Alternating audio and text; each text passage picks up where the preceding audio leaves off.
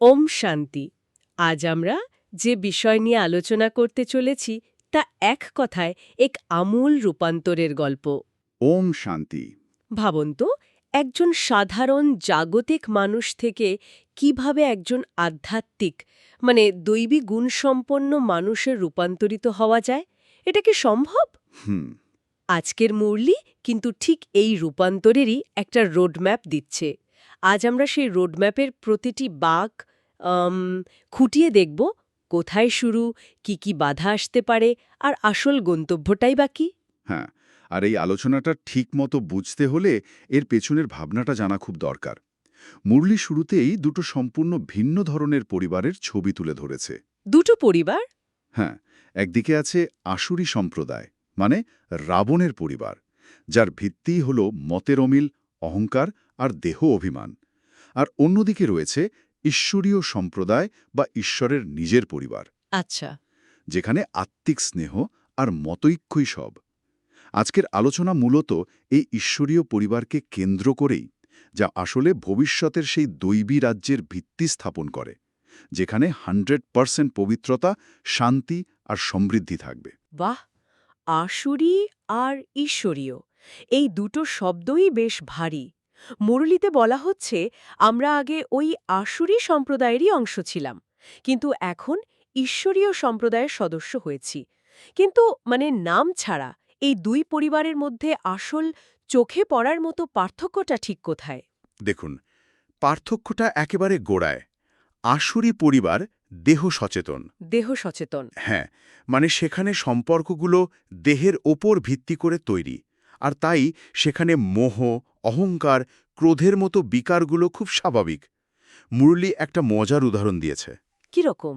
যে ওই পরিবারের লোকেরা এতটাই অজ্ঞানের অন্ধকারে থাকে যে ভোলানাথকে বা শিব আর শঙ্কর যে এক নন, এই সাধারণ জ্ঞানটুকু তাদের থাকে না। ও আচ্ছা। অন্যদিকে ঈশ্বরীয় পরিবার হল আত্মসচেতন। এখানে বাবা আমাদের শেখাচ্ছেন কিভাবে আত্মিক দৃষ্টি দিয়ে একে অপরকে দেখতে হয়, দেহকে ভুলে নিজেকে আত্মা মনে করে অন্যদেরও আত্মা হিসাবে দেখলে সম্পর্কের রসায়নটাই বদলে যায়। এই যে আত্মিক ভালোবাসার কথা বলা হলো, এটা তো শুনতে খুব ভালো লাগে, কিন্তু বাস্তবে যে কোনো সংগঠনে বা পরিবারে এটা করা প্রায় অসম্ভব কঠিন। মানুষের অহংবোধ, ছোট ছোট মতের অমিল তো লেগেই থাকে। মুরলি কি এই কঠিন বাস্তবতাকে অতিক্রম করার কোনো বিশেষ পথের কথা বলে? ঠিক এই পয়েন্টটাই মুরলির কেন্দ্রবিন্দুতে রয়েছে। এর জন্য একটি অসাধারণ উপমা ব্যবহার করা হয়েছে, ক্ষীরখণ্ড হওয়া। ক্ষীরখণ্ড। হ্যাঁ, মানে দুধ আর চিনি যেমন একে অপরের সাথে সম্পূর্ণ মিশে গিয়ে একটা মিষ্টি স্বাদ তৈরি করে, ঠিক তেমনি ঈশ্বরীয় পরিবারের সদস্যদেরও নিজেদের মধ্যে মিলেমিশে একাত্ম হয়ে যেতে হবে। এর উল্টোটা হলো লবণাক্ত জল হওয়া। যা সবকিছুকে বিস্বাদ করে দেয়। একদম, দেখতে একই রকম জল, কিন্তু একে অপরের সাথে মিশে সবকিছুকে বিস্বাদ করে দেয়। আর এই ক্ষীরখণ্ড হওয়ার উপায় হলো শ্রীমত। এক মিনিট, শ্রীমত এই শব্দটা প্রায়ই আসে, এর সহজ অর্থটা কি? শ্রীমত মানে হল শ্রেষ্ঠ মত বা ঈশ্বরের নির্দেশ। মুরলির জ্ঞান অনুযায়ী ঈশ্বর যেহেতু সর্বজ্ঞ, তার নির্দেশই একমাত্র নির্ভুল হতে পারে। তাই নিজের সীমিত বুদ্ধি বা অন্যের মতের উপর চলার পরিবর্তে ঈশ্বরের নির্দেশে চললে মতের অমিল হওয়ার কোনো সুযোগই থাকে না। আর তখনই ক্ষীরখণ্ডের মতো একতা তৈরি হয়। তার আমরা সেই আদর্শ পথে চলতে পারছি কিনা তা বোঝারও তো একটা উপায় থাকা দরকার। আমার মনে হয় মুরলি ঠিক এই কারণেই আমাদের নিজেদের কিছু প্রশ্ন করতে বলছে, তাই না? একদম তাই। এগুলোকে বলা যেতে পারে সেলফ চেকের জন্য দেওয়া কয়েকটি প্রশ্ন। যেমন? যেমন, প্রথম প্রশ্ন হল, আমি কি বাবার অর্থাৎ ঈশ্বরের হৃদয়ে জায়গা করতে পেরেছি? দ্বিতীয়ত, আমার মধ্যে দিব্যগুণের ধারণা কতটা হয়েছে? আমি কি মিষ্টি করে কথা বলি? আমার আচরণে কি নম্রতা আছে? হুম। তৃতীয়ত, আমি কি ঈশ্বরের সেবায় কোনোভাবে বাধা তৈরি করছি? মানে নিজেরা ঝগড়া করে বা মতভেদ করে সেবার পরিবেশ নষ্ট করছি না তো? হুম। চতুর্থত, আমরা কি নিজেদের মধ্যে ক্ষীরখণ্ড হয়ে আছি?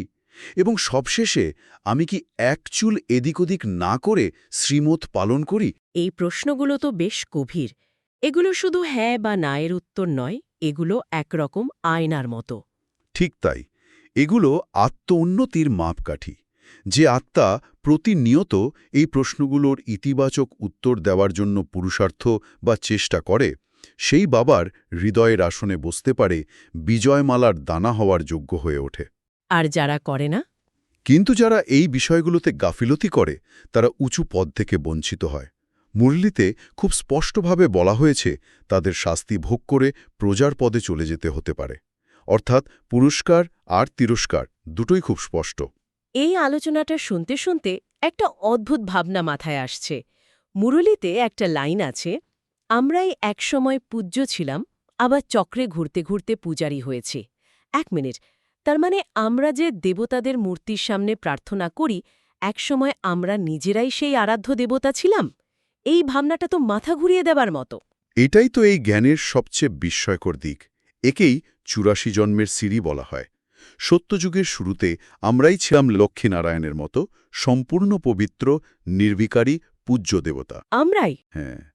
তারপর ত্রেতা, দাপর হয়ে কলিযুগে আস্তে আস্তে আমাদের আত্মার শক্তি কমতে থাকে। পূজ্য থেকে আমরা পূজারী হয়ে যাই, অর্থাৎ নিজেদেরই পতিত রূপের মূর্তিকে পূজা করতে শুরু করি। এই যে আত্মার শক্তির পতন, একেই তমপ্রধান অবস্থা বলা হয়। আচ্ছা। আর ঠিক এই সময়েই যখন আমরা পুরোপুরি পতিত হয়ে যাই, বাবা পতিত পাবন রূপে আসেন আমাদের আবার পবিত্র করতে। আর এই সময়টাকেই কি সঙ্গম যুগ বলা হয়? এই নামটার কারণ কি? সঙ্গম মানে তো মিলন। খুব ভালো প্রশ্ন। হ্যাঁ, এই বিশেষ সময়টিকে বলা হয় সঙ্গম যুগ বা কনফ্লুয়েন্স এজ।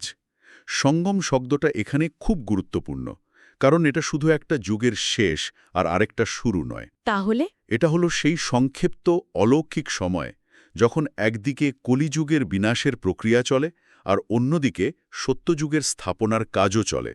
আর এই দুটো কাজের মাঝে ঈশ্বর স্বয়ং পৃথিবীতে এসে আমাদের জ্ঞান দেন। অর্থাৎ পতিত মানবাত্মা আর পরমাত্মার মিলনও এই যুগেই হয়। তার মানে এটা যুগের সঙ্গম, কর্মের সঙ্গম এবং আত্মার সাথে পরমাত্মার সঙ্গম। একদম। তার মানে এই ঈশ্বরীয় পরিবারে আমাদের থাকার সুযোগ মাত্র এই এক অন্তিম জন্মের জন্য। আর এই একটা জন্মেই খেটে আমাদের আগামী ২১ জন্মের ভাগ্য তৈরি করতে হবে।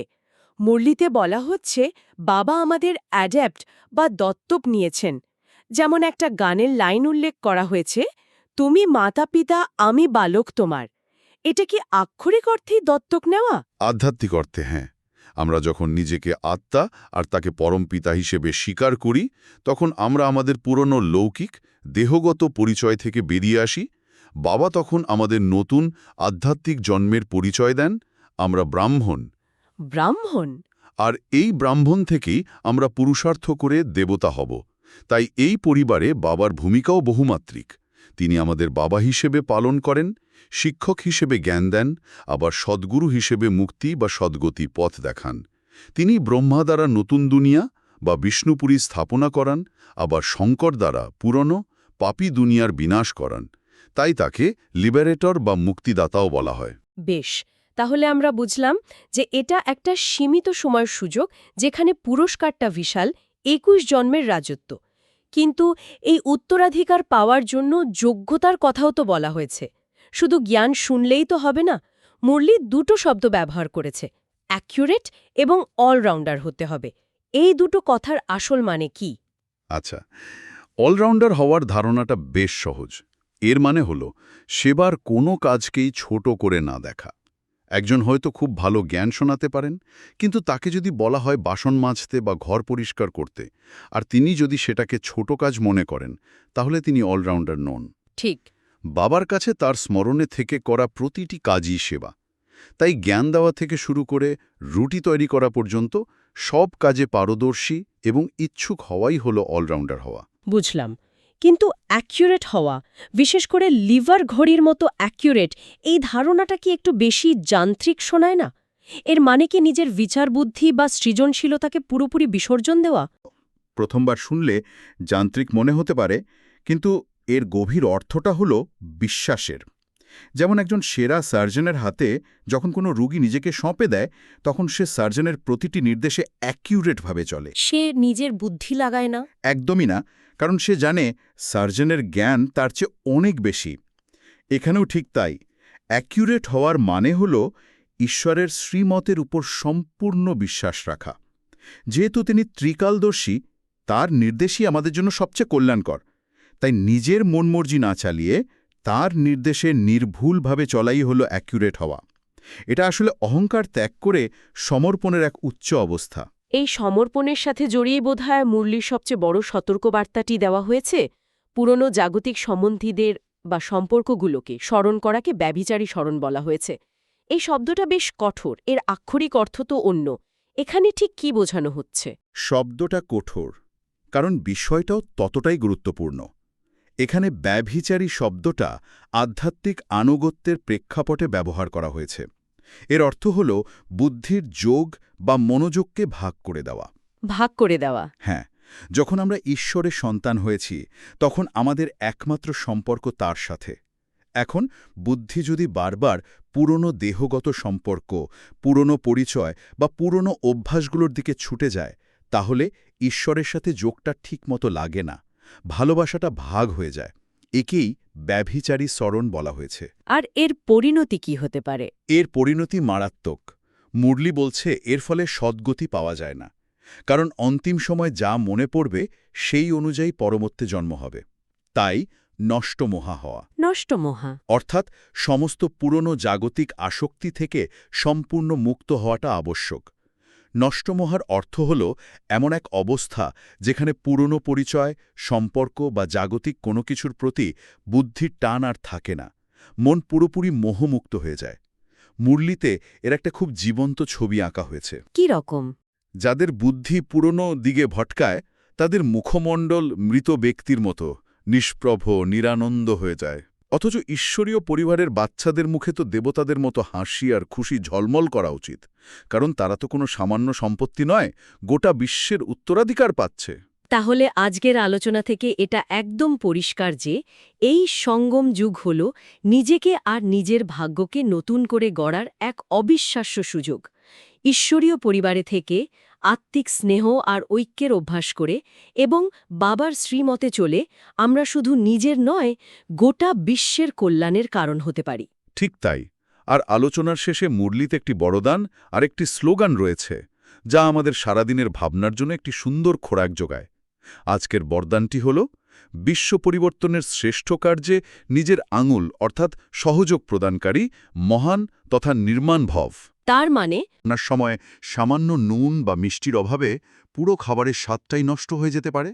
তেমনি এই মহাযজ্ঞে প্রত্যেকের ছোট থেকে ছোট সহযোগও খুব গুরুত্বপূর্ণ। আচ্ছা, তাই নিজের ভূমিকার গুরুত্ব জেনে নিজেকে মহান মনে করতে হবে, কিন্তু তার সাথে সাথেই নির্মাণ অর্থাৎ একদম নম্র, নিরহংকারী হতে হবে। বাহ, মহান অথচ নির্মাণ, দারুণ একটা ভারসাম্য। আর স্লোগানটি হল, নিজের নেচারকে ইজি বানাও, তাহলে সব কার্য ইজি হয়ে যাবে। এটা তো শুধু আধ্যাত্মিক জীবনের জন্য নয়, যে কোনো জীবনের জন্যই এক দারুণ সূত্র। একদম। এই বিষয়টি নিয়ে সত্যিই ভাবা যেতে পারে।